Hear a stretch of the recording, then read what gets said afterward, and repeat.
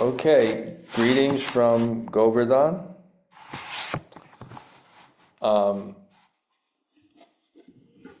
Okay, let's go through this very, very difficult section.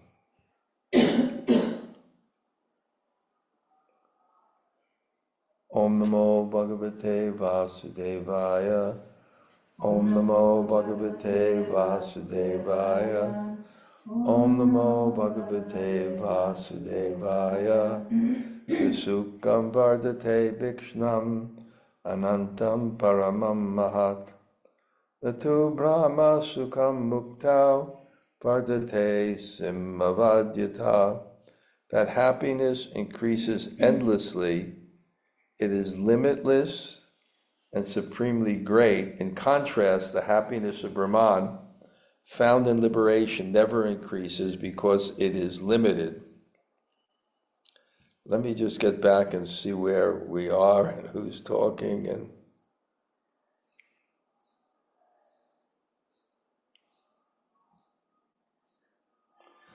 okay. Om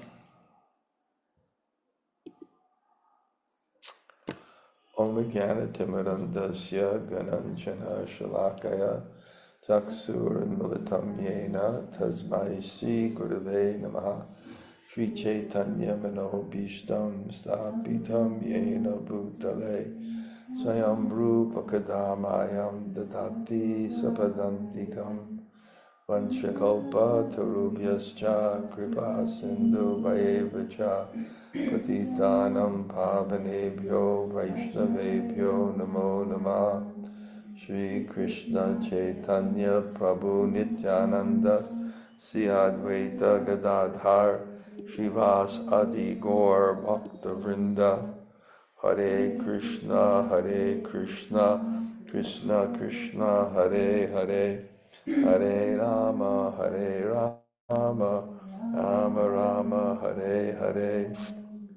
So, greetings from Govardhan. We're deeply trying to move in the direction of the energy of Braj, which is very forcefully moves towards Krishna. And when you move towards Krishna, it's like being on a sailboat going east where the wind is going east. It's very pleasant. If you turn to false ego, that same blissful energy is opposing you.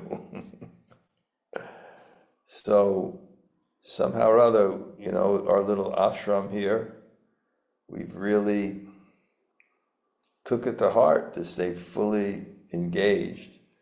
And when you stay fully engaged in Braj, it's just one door after the other opens up. So today, the people in my ashram went to Varsana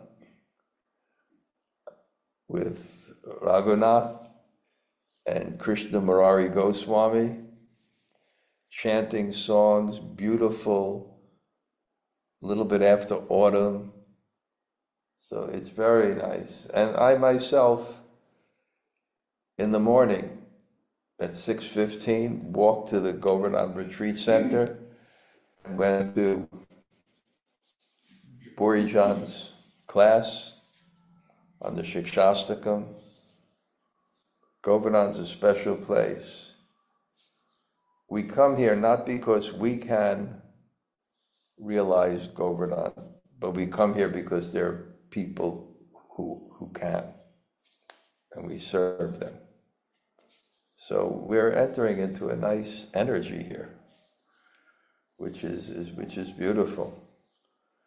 And that retreat will go on for about 2 weeks because they have the Holy Name retreat.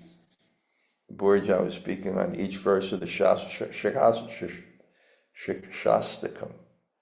And I asked him, how is he preparing? He says, no. He said, I'm just breaking it up by words and praying to the words and feeling the words and then sharing my realizations. I try to do that when I teach the CC. I don't read many commentaries. We go to the words and it reflects on different realizations we had. So it's quite nice. And my ashram also has nice masad. So, but today, my crew went to Barsana. So it's so interesting. I have an assistant. He works someplace else, but after work he comes and checks for like an hour. And he's helpful. The electricity was going to be shut off, so he went to pay the electrical bills, get an electrician. If no one's here, he'll clean. But every day, he brings me this tiffin with 4 thick Bṛhad-bhāgavatāmṛta rotis. And I was thinking, 3,000 rupees is like $40. I'll pay $40 in America if someone brought me Bṛhad-bhāgavatāmṛta rotis every day for the whole month. Pay $2 a day, not even, and get Bṛhad-bhāgavatāmṛta rotis. So we're having fun. It's the mood, right? It's the mood here. It's so beautiful. And because they're having the Holy Name Retreat, in the evening they have kirtan. Really sattvic kirtan. So tomorrow there's 2 kirtans. One is at Kusham Sarovar. They'll have all the all-stars there, the big kirtaniers in Braj, and then they'll be in the GRC, Govardhan Retreat Center, in their hall. Very sattvic, nice kirtan. So we're trying to take advantage. And I'm here because faith is trust by experience. Trust by experience. So people can get that experience here. And that experience is your goal. Faith is your goal. What is your objective? That's your faith, which way you move. The direction you move is your faith, and it's based on your experience. So to get that experience in bhakti, staying here is very important. And who's here? They help me serve the people that are coming. So we're trying to do that. Now this section, because I get so confused because I have 3 different groups of Bṛhad-bhāgavatāmṛta and where I am, but I think I got a good grasp on this. Is we know Gopal, it says like the first book is Tattva, the second book is Bhajana Rasa.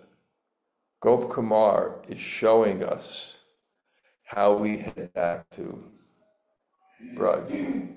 It's also showing the superiority of the place. Like one class I'm giving here is I'm doing the Venu Geet. And it begins because the gopis are going to sing, but they're going to, they're singing because Krishna is entering the forest and playing his flute to a symphony of birds. And you can see the fragrance of all the multiple flowers and swachas jalam, the clear water with the lotus flowers, and the buzzing of so many birds on the hills and the lakes. And then it describes Krishna entering into Vrindavan, bhīkṣṇam, natavarabapu, karni karyam, bibrad, vishad, kanika kapi, his Vaijayanti mala, multicolored garland, the flowered forest flower garland, and the blue tulips or flowers in his ears, bhīkṣṇam, his peacock feather, natavara, and he's a dramatic dance of Vapu. Karnio, Bṛhad-bhāgavatāmṛta, Kanika Kapisam, and his yellow silken garland, and he's blowing his flute, accompanied by the kirtan of the cowherd boys. And the flute, when the flute, it's described that there are four special qualities of Krishna. There is one God, but what is Krishna? Krishna is God when God is himself. When God is fully manifest,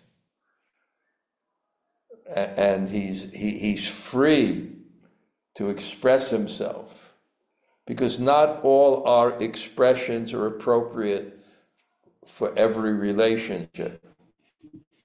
And I'll tell the famous story again, I've told a million times. I grew up in Brooklyn. We had a 50 by 100 plot in Canarsie. The top floor had 3 bedrooms and 2 bathrooms. And you walk down the stairs into the living room with the dining room curved around, and then the kitchen, and then downstairs there was a kind of a den, we called it. It's like not a basement, but kind of a little bit lower. And my father had his chair. And as soon as you come down, and my father was a nice man, a master mason, worshipful, Walter Winnicke, and he was formal, but not, proper. And I would always say, "How you doing, Wally?" And he would say, "I am not your friend, I'm your father." And then one time I walked down to the kitchen during a party and I saw him say things that I couldn't believe it with his friends. Men talk sometimes in gross sexual ways.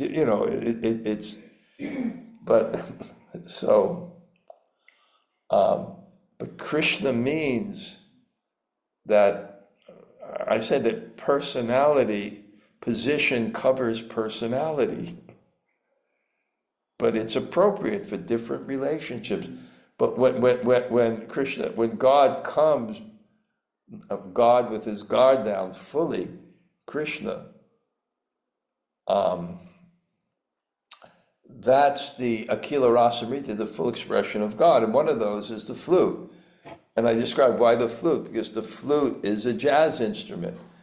And what does a jazz instrument or jazz do? It means you lay your heart out to the world, whether it's the blues or whatever it is.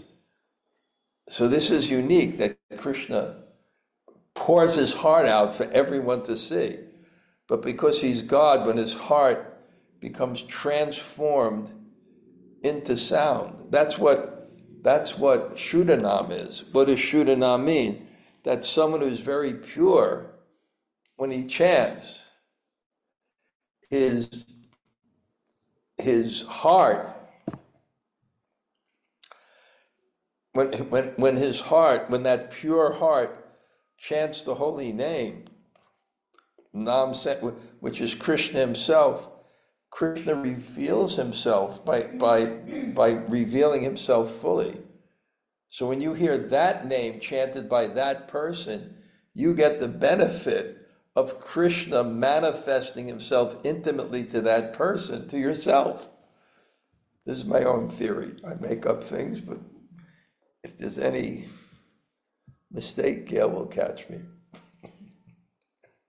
So Krishna going into that forest, and therefore the environment is important, because the environment facilitates mood. And I tell this, I made up this example that's really good.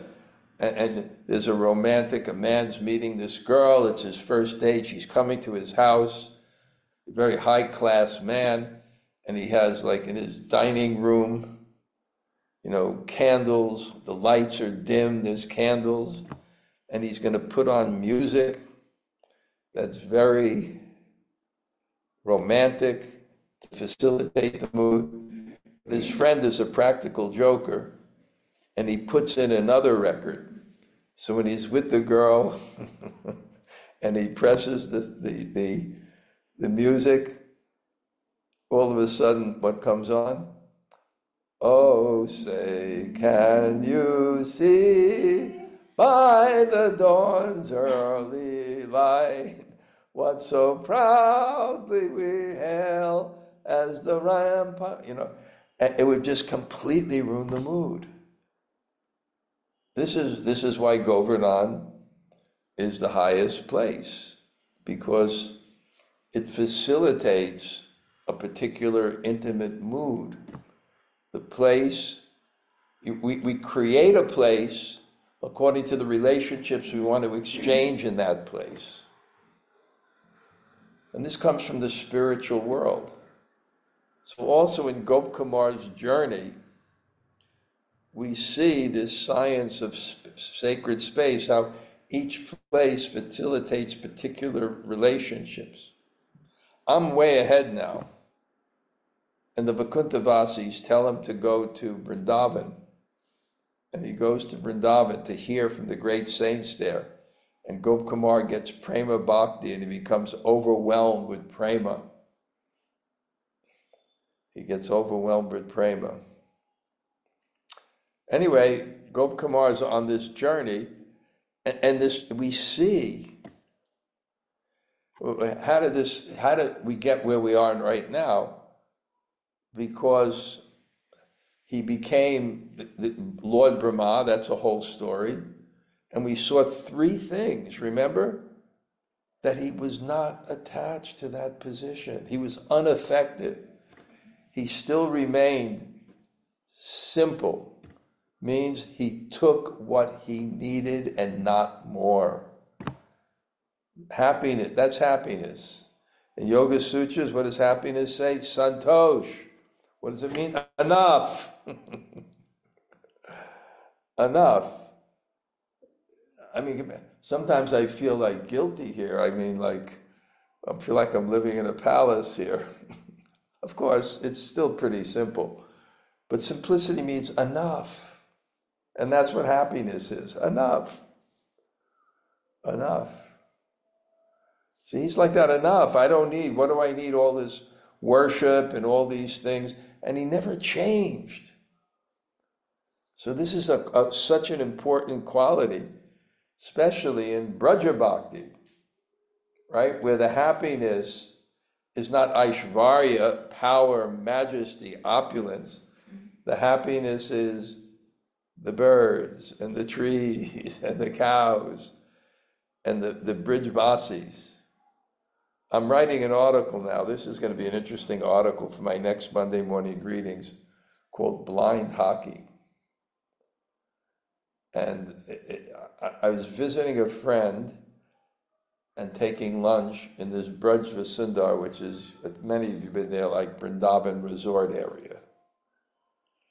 And I was walking past their main reception, and this nice-looking man came out and said, "Maharaj, you want to ride back?" Somehow his wife looked out the window and she saw this shabbily dressed monk, me. She found sorry for me. She sent her. So we became close, and he'll drive me wherever I go. I'll call him in a second, he'll be here. But I found out he's a filmmaker. And I said, "How did you wind up here?" He said, "Well, me and my wife, we knew something of Krishna-katha, and we visited, and my wife fell in love with the place." And he said, "I was very surprised." Why? He said, "Well, my wife has 3 boutiques in Toronto, and we know her. She's very fine, right? Very delicate, very fine. And Vrindavan is rustic, but she fell in love with the inner beauty of the people in the place. The inner beauty of the people in the place. You like that, Braja. That's why you like to go on the train, right? What? We see the people. So Gop Kumar is like that. We have to become like that. Everyone has different needs, so it's not the same for everyone. So everyone's level of enough is different. Sannyasis really should be enough.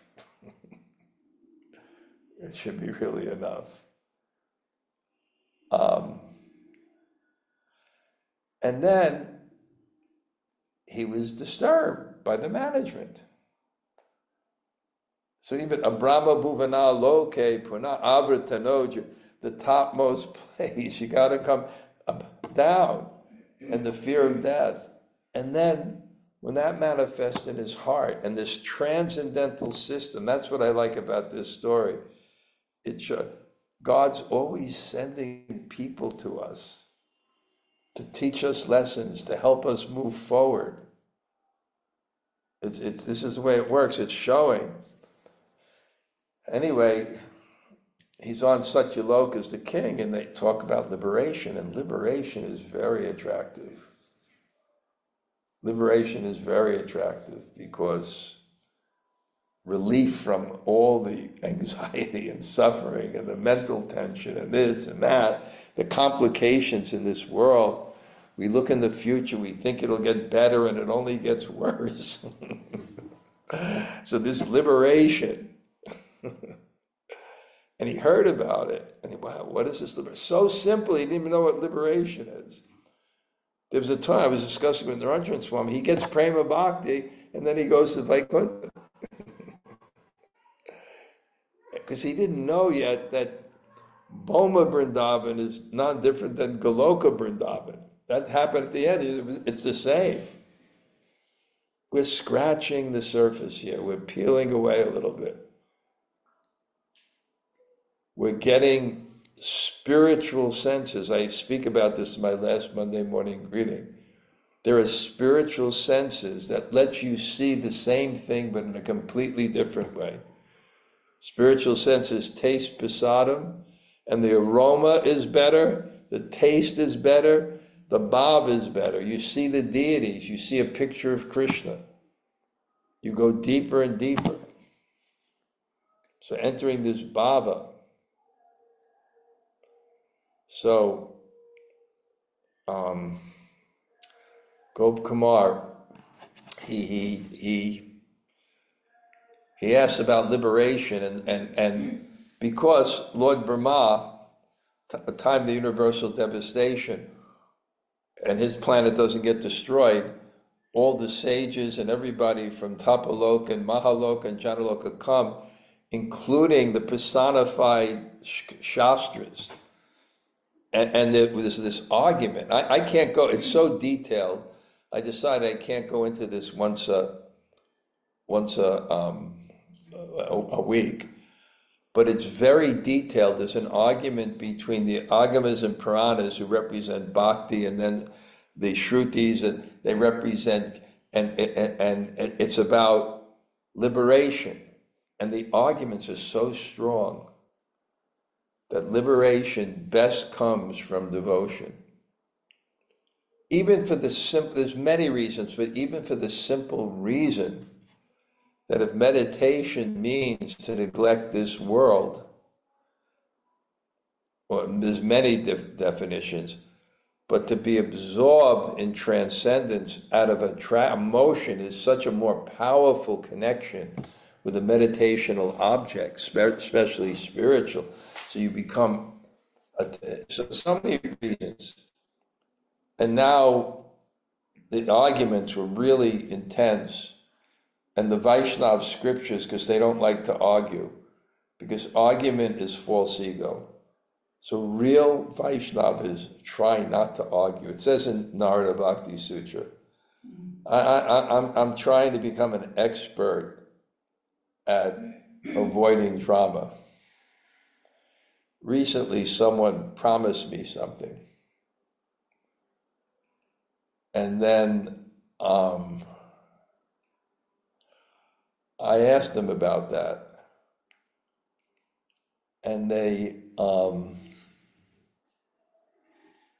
kind of didn't mention, and they said something indirect. I said, no, clarify, this is what you said. And then he said, well, I really can't do this anymore because of that and everything. And because I said, fine, you know. I said, that's okay, fine. I understand. Then the person became, well, this reason I want you to understand. And I said, I understand.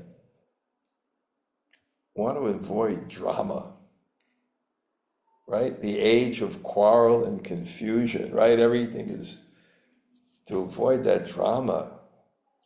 It takes you so much away. The consciousness has to be free for God. You know, we have to, I'm teaching you, I'm helping you, but, you know, like I'm learning this and now I'm 75. Learn it when you're early, right? Rupa Goswami, someone wants to defeat him. Here's the Vijay-putra, the victory thing. Here, you defeated me, I'll go. So the Vaishnava, then they came back, then there was a decision by the Agama and Puranas saying devotion is the best for liberation. And here, I picked this, I'm skipping a lot of verses, because here it says, the happiness increases endlessly, it is limitless and supply is great. In contrast, the happiness of Brahman found liberation never increases because it's limited. It has to be limited. The whole concept, philosophical concept of Brahman is that it's changeless. It says if it changes, it can't be. But the Vaishnava concept is Jadmad, Yasya, Yataḥ. It's from him who everything else comes. Parasya Shaktai Vividhaya Suyate. From him comes energies. Om Purnam, Idam Purnam. The Supreme Personality of God, it is perfect and complete. And even though so many units emanate from him, the definition of God is that he has inconceivable potencies. So, it's limitless. And we discussed the quandary last time that I maybe I'll write on.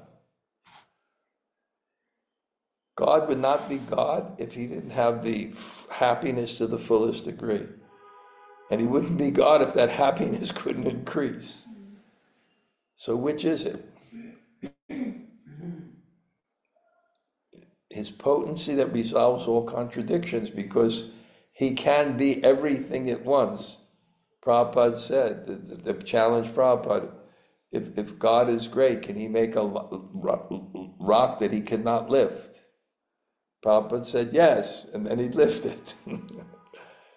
Because he can, one personality in the spiritual world can have many different forms. And we see that. Vishaka is this, and Srila Damodar is the leader, Ramanoran is Vishaka, sometimes Arjuna. It's a different realm, because God's determination is an absolute fact. And logic is based on laws that work under God, not rule God. The mind explodes. The mind, and this understanding I have is that logically God must be inconceivable, because the two choices for what constitute reality are both inconceivable. It's inconceivable that there was nothing and then there was something, and it's inconceivable that something always existed and goes back and back and back and back. It's beyond time, spatio-temporal considerations. So so he's saying this happiness is much greater, because it can always expand. The Supreme Lord is also the Supreme Soul and the Supreme Brahman. That these three are one leaves no chance of Sajatiya difference in the Supreme. Sajatiya, we're doing the same things we did before, but they're so complicated I can repeat them again. There's two types of difference: Vijatiya Bhed, Sajatiya Bhed. Sajatiya Bhed is the difference of things that are of a similar category, like men. Sajatiya, there's different men of the same category. Vijatiya Bhed is difference of different categories. It's a cow and a man. So it's going to be presented here that our philosophy is in Brahman, it's Sajatiya Bhed. There are so many things, but there's different things belonging to the same category. And that same category is Vedanta Tat, Tattva Vidas, Tattva Yajnanam Advayam, Prameti, Tattva Yajnanam, non-dual consciousness. So it's all coming from the same consciousness. So this is why we're non-dual. Not that there's no variety, but the variety is of the same category. It's all God's energies manifest in different ways. So, because the liberation with Jnana is negating this world.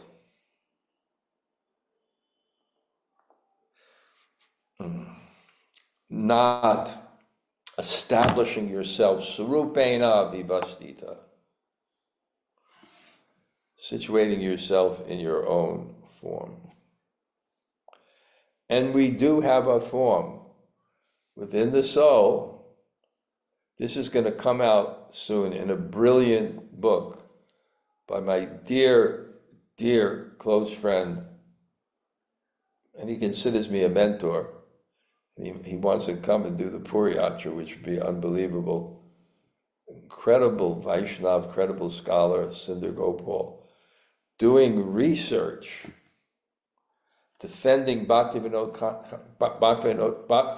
Thakur's concept that bhakti is inherent. And his research, it's indisputable that we're Vedantists, and that's what Vedanta says. And any other conception that denies the inherency of bhakti is actually a recent creation of various Vaishnava scholars. It's so clear. And to me, it makes so sense. I wrote this part of this drama of Krishna and the serpent that some of you may have seen me perform at one time. When I was young and the world was younger, and he discovers a book, and I write the appendix of the book. Everyone here is looking for love, looking for pleasure, and pleasure is love. If that's the guiding principle here, how can it not exist in the ultimate reality? And Brahman means it doesn't exist in the ultimate reality. Because there can be no emotion in the ultimate reality, because emotion is change. And then it's not a Dvaita. It's really not a substantial philosophy, although there's such word jugglery, you can't even understand what they're talking about. So, we fully approve of this philosophical doctrine called Bṛhad-bhāgavatāmṛta. Indeed, when it's presented with logical argument, everything about it is certain and irrefutable. I love when I make a statement, and then the next verse confirms exactly the same thing. We approve of this doctrine, Bṛhad-bhāgavatāmṛta, Siddhanta, this conclusion, difference and non-difference. Difference and non-difference.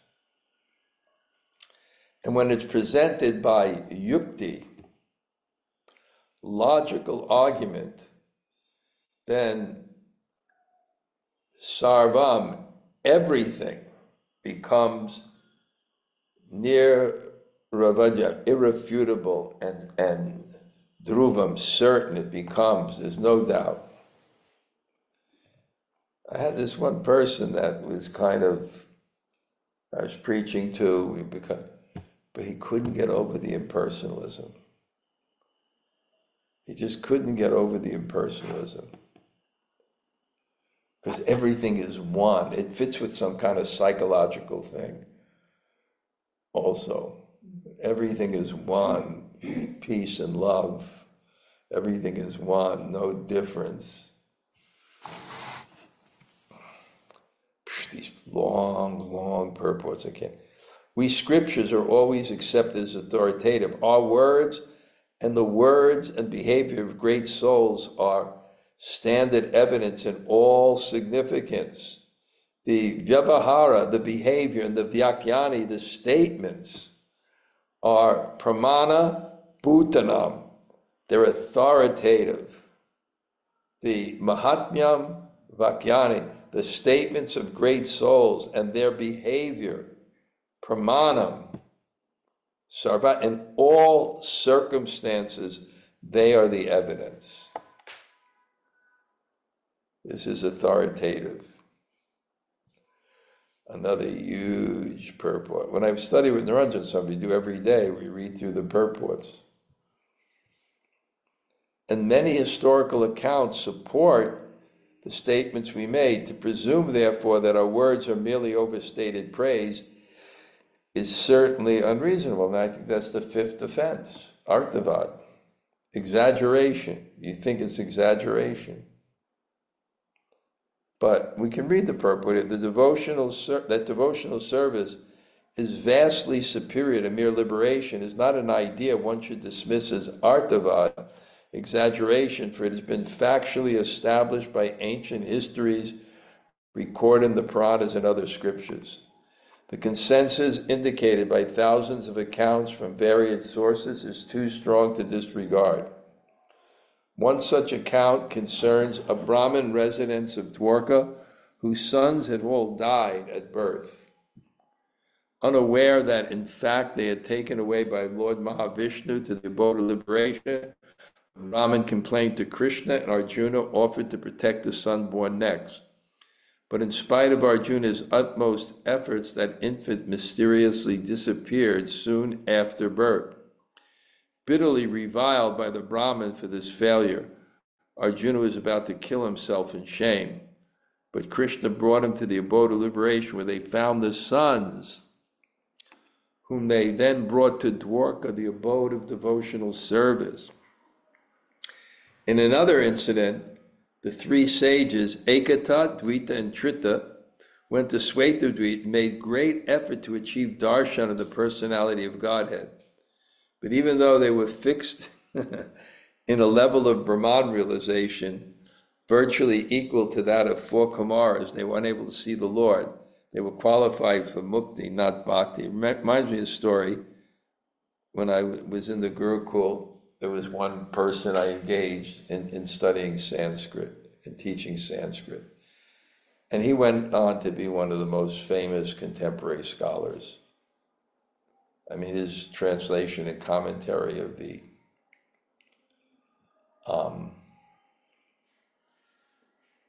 Bhakti Sandarbha is brilliant.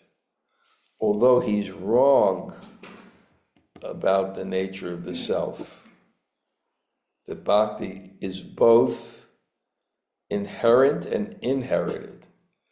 And the example is given like in wood, there is fire, but it won't come out until there's heat from the outside. In the tropics, there's ice within the water, but it won't become that until, so it's like that. But he's a great scholar, so he was working for me, and then he said, look, I'm going to study yoga, and I'm going to the Himalayas. And then he showed me a book that he's reading called Vishnu Darshan, where there's a procedure for getting direct darshan of Vishnu. And and you perform all these yogic things and things, and so he wanted to go for it. And you know what I told him? I said, I hope you fail, because I needed a teacher. Then he came back. The fourth canto of Srila-Bhāgavatāmṛta describes how Lord Vishnu visited King Prithu, the incarnation of the Lord's power of rulership. When the Lord urged the king to choose the best benediction, Prithu extolled the Lord with excellent prayers and then said, my dear Lord, due to your illusory energy, all living beings in this material world have forgotten their real constitutional position and out of ignorance they always desire the material happiness, society, friendship, and love. Therefore, please do not ask me to take some material benefits from you. Rather, the Father, not wanting for the Son's demand, does everything for the benefit of the Son. Please bestow upon me whatever you think best. In Bṛhad-bhāgavatāmṛta Prabhu's class today, Namo Kari Bahuda Nijasarva Sakti Statarpita Nimatas Marnena Kala. That I'm so Durdaivam Indrasim, I'm so unfortunate. My fate is unfortunate because I have no attraction. And they began to analyze that, why you have no attraction and the offenses. And he described, chanting is watering the Bhakti Lata Bij, but if you don't pull out the weeds, it can also water the weeds. And so it was nice. It's a nice realization, the demands on us to be sincere. So, and make sure that the right things grow in our heart. And as the Father, wants no demand for the Son, not having those demands for God, it's such a tough thing. We're born out of delusion, out of hate and desire. It's so hard to just have that single desire. And I think he made a comment, but I'll say it, and that's what's so beautiful about Prabhupada's teachings. He gave the essence of the highest consciousness of Radharani, which is Alishyava Padaratam Panastumam Badarshanam Mamahatam Karotuva. I don't want anything. Love is the high. Everybody talks about love. When we talk about love, it's fanatic. Everyone wants love. And what is love? It's not about you. And we say there's a conception of universal love of Godhead, where you're actually wanting to please everything. And in that consciousness, you develop dainya. And dainya means you're so qualified, but you're feeling such desire to please Krishna that it creates in you a sense. Like if you're so hungry, you think you don't have food, so you're so hungry for Krishna, you don't think you have Krishna. But that feeling of humility is actually the bhav of prema.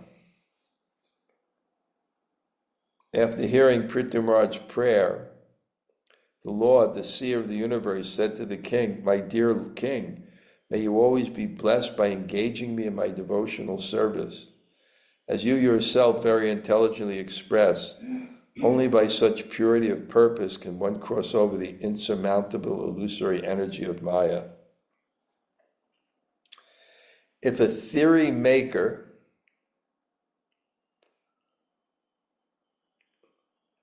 Kalpa is imagination, but if a theory maker with such presumptions acts with such presumptions, nonetheless, it will fill him with atheistic delusions and cast him into hell one after another, from which he will not be able to escape. So if one takes up this impersonal conception that really thinks that God is material and really illusory, it's such a concocted. This person is telling me, Shankara, there's Ishvara, but Ishvara, but it has no eternal substance. So if one refuses to take seriously the words and behavior of an elevated person, and one acts as for the glories of devotional service with mere exaggeration, he will become an atheist. He will lose faith in the authority of the Vedic Shastra, become more and more proud of his own scholarship, and concoct theories about artavad that will earn him hellish punishments from which he will no longer be able to escape. It's hard not to read the purports, but I'll read them today. Narada Purana warns, O best of Brahmins, the Puranas authoritatively teach all aspects of religious life. Those who say that these pranic teachings are mere artavad or exaggeration are sure to suffer in hell. Such statements are meant to tell proud logicians they must give up their groundless, arrogant theories and accept that devotional service to the Supreme Lord is even greater than liberation. Speculators who refuse will fall into the punishments of hell. The philosophy they should accept as set forth above in text 178 through 181. So we already did those. To attain liberation by the practice set forth in Vedic scriptures may take many lifetimes. Most so-called transcendentals who aim at liberation encounter nothing but frustration. Therefore, one should understand the endeavor for impersonal liberation to be fruitlessness, and put it aside, because it's impossible.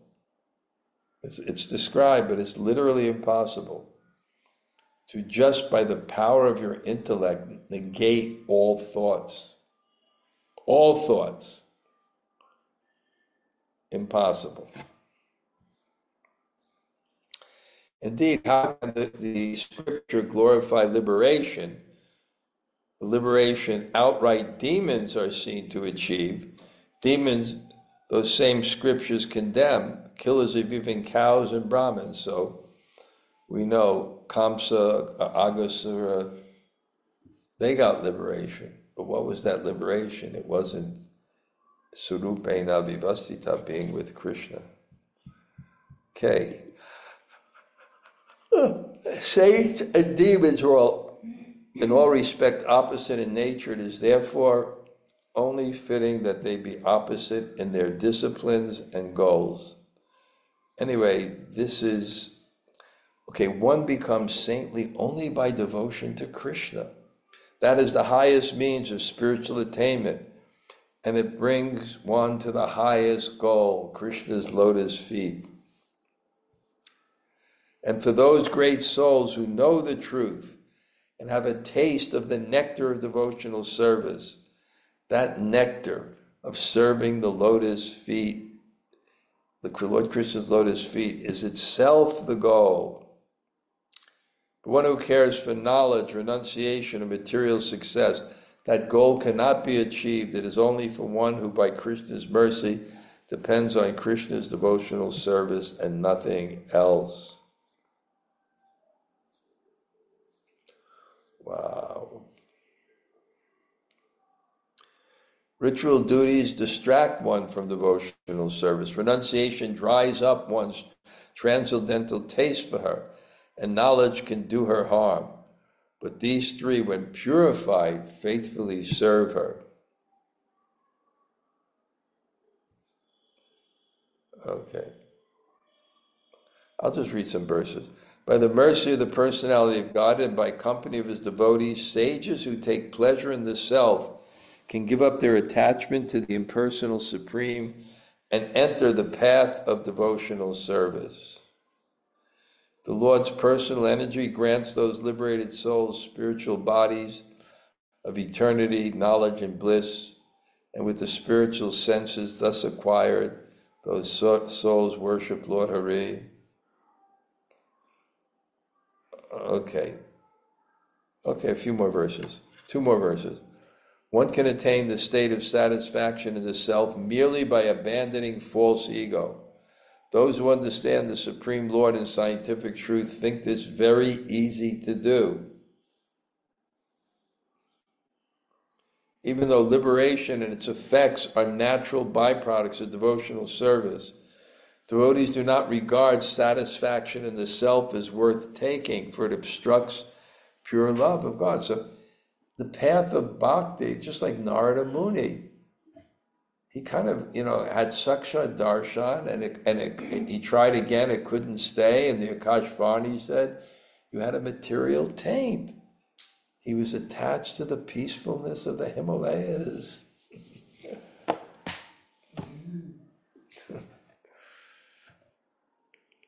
Nadanam, Najanam, Nasundarim, Kavitam, Ba, Jagadisha, Kame, Mama Janmani, Janme, Aishvari, Bhavatat.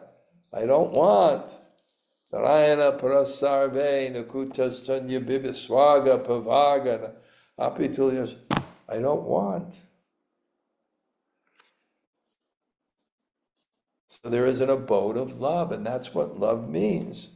And if there's the highest love, it's completely selfless. And it's manifest fully in Srimati Radharani. Ashli Shiva Pararatam Panastimam Adarshanam Mamatam Karotuva. There is no reason to be unhappy if someone attains self-satisfaction without devotion to the Supreme Lord. The leaders of the saintly Vaishnavas consider such an occurrence very good. Now I have to read this, so let's stop there. Okay, Jamuna Jaya, you there? You have something? It's Raj. That's what my camera's being funny. There you go. Hare Krishna. Thank you for class. I'm just loving this teasing apart about the dangers of liberation. And like you were saying, it's like, well, no wonder the demons get it because it's not, they get liberation, but it's this dry, loveless place. So that almost is like you got the liberation, but you didn't get the real love of it. And then I love this, this might be a button. When you said logically, God must be inconceivable. That was such a great, logically it has to be because otherwise it's not God. So Right. wonderful. Yes. Thank you. Thank you, Gail, Raj. Gail, you there? Throw me a few questions. Sorry, Maharaj, no question. But I also liked I also liked your description of God where you said that not only does he have to be experiencing happiness slash love to the fullest degree, but to qualify as God, that love has to be ever increasing. Yes. Yes. Right. That's nice. Anybody else like to say hello?